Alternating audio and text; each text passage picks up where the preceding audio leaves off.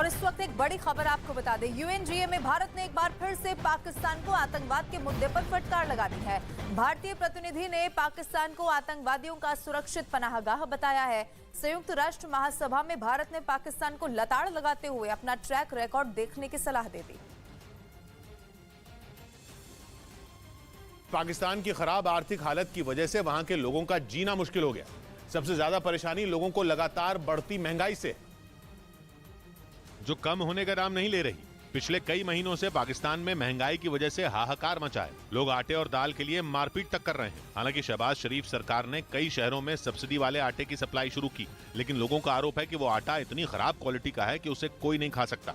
ऐसे में लोगों को बाजार से ही महंगा आटा खरीद कर खाना पड़ रहा है। लेकिन आटे के दाम बढ़ने से मजबूरी में लोगों को कम आटा खरीदना पड़ रहा है, जिस पर गुस्साई जनता ने पाकिस्तान सरकार को खूब खरी खोटी सुनाई। ये अपने केस माफ करवाने के लिए आम को इनको कोई ख्याल नहीं है। वहाँ के सभी प्रांतों में इन दिनों 1 किलो आटे की कीमत 140 पाकिस्तानी रुपए के पार है।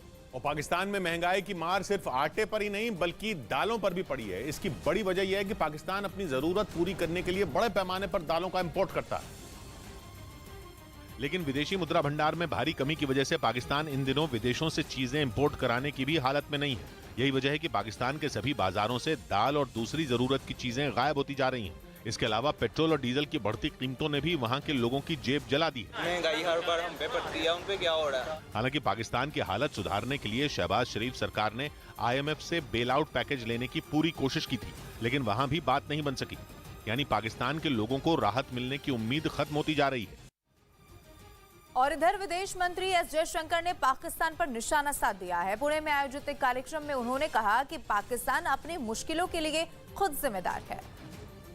पाकिस्तान मुश्किलों से जूझ रहा है। उसकी मुश्किलों पर विदेश मंत्री एस जयशंकर ने कहा कि उसे अपनी समस्याओं से निकलने के लिए खुद ही कोशिश करनी होगी और जरूरत पड़ने पर कड़े फैसले भी लेने पड़ सकते हैं।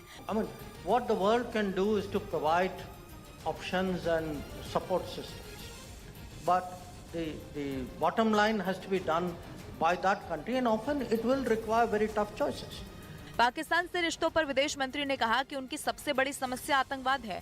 The reality of this particular relationship is that it has a fundamental issue which we cannot and we must not avoid, and that issue is that of terrorism. Maharashtra के पुणे में आयोजित एक कार्यक्रम में विदेश मंत्री शामिल हुए थे। पाकिस्तान की शहबाज शरीफ सरकार ने कंगाली से बचने के लिए कई बड़े कदम उठाने का ऐलान कर दिया। वहां की सरकार ने हर साल करीब 20,000 करोड़ पाकिस्तानी रुपए बचाने का प्लान बनाया है।